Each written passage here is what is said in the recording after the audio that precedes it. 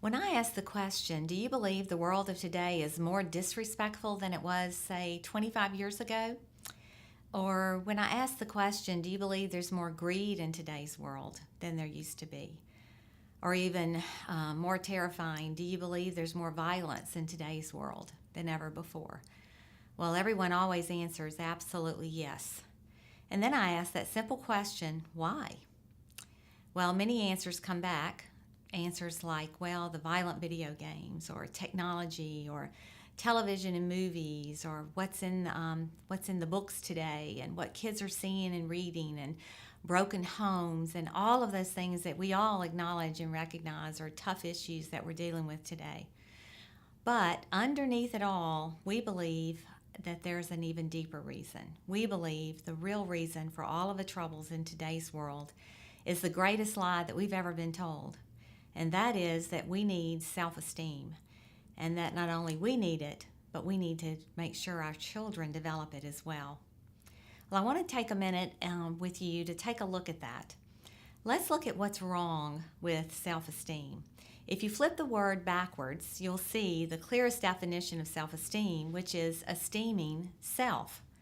Well, if you think about it for a minute, do you really want to be married to someone who esteems himself or esteems herself? Or would you rather be married to someone who esteems you and has respect for himself or herself? Pretty easy to see that, isn't it? Let's look at it in another way. What about a Walmart moment with a child? I hear you laughing already. Yep, there's a reason for that Walmart moment. I'm sure you've experienced it, or at least you've seen someone experience it. And in that moment, right, mama is pulling into the checkout line, ready to get out of the store, and what's going on? The child is having a conniption fit, right? And mama's saying, honey, if you'll just settle down, then I'll get you whatever it might be. Well, I've gotten old enough that I care so much, I really don't care anymore. And I'll step over and say, listen, mama, please don't give in to that. If you give in to your 6-year-old, when she's 16, she won't listen to a thing you have to say. And when she's 26, I'm sorry, but you might not even know where she's living. And what does mama always say? I just want my child to be happy. Oh, no, no, no, no, no. That's not the goal. That's not the goal of a parent, is to make your child happy. The goal of a parent should be to help your child develop humility, humble confidence, rather than happiness. It's all a matter of choosing happiness, or are you going to choose joy for your child? If you're going to choose to help your child develop joy, then you're going to forget self-esteem and you're going to focus on helping your child develop self-respect, which is what our children truly need. They need to have respect for others. Now, simple question, where does respect come from? And that's right, respect comes from giving respect.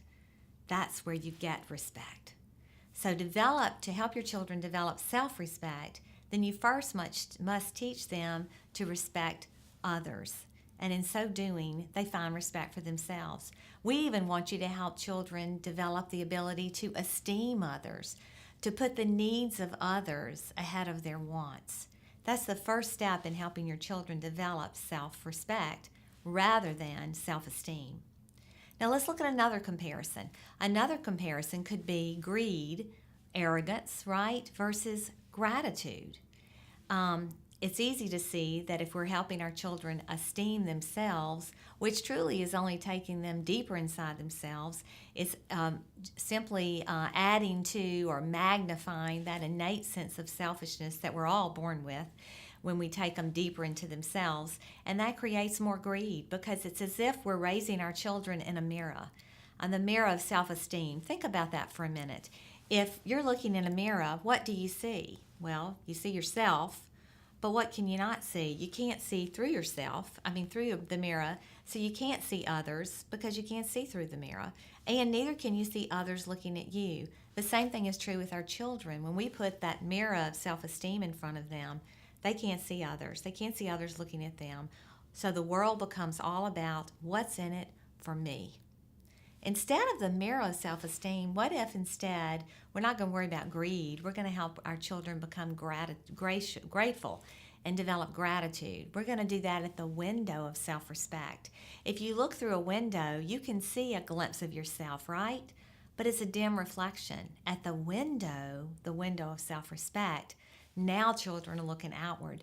They see others. They can see others looking at them. They can see the world. They can see their place in the world. Most importantly, they can see God, and they can see God looking at them. In the mirror of self-esteem, they can't even see God, and they can't see God looking at them. It explains the hopelessness our kids are experiencing in today's society.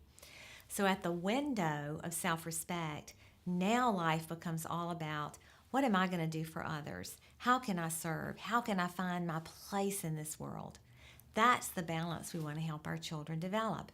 The window of self-respect, not the mirror of self-esteem. So let's look at it this way. There are two 16-year-old girls standing next to me. Real cute girls. It is Saturday night. It's getting late on Saturday night. I think you know where I'm going with this. So here's my question. This girl is full of self-respect. This girl is full of self-esteem. Which girl is going to make the right choice late on a Saturday night? You got it. It's the girl full of self-respect. She's the one who's going to make it all the way home and then tell the guy, don't call me again. Monday morning is going to roll around.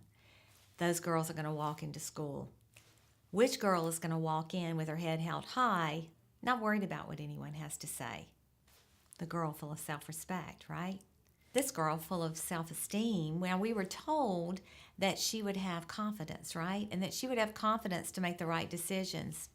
But unfortunately, that's another lie. It's not true. Broken promise of self-esteem, because she has to have all the attention, even when it's the wrong attention. So Monday morning, what's on this girl's mind?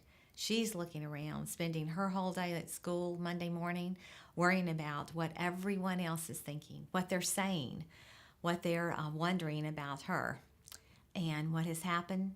Not only the self-esteem, again, has been a broken promise for her, but now she's lost her self-respect too. So make the right decision, which I believe is to help your child develop self-respect, and you will be able to help your child become all that God created them to be.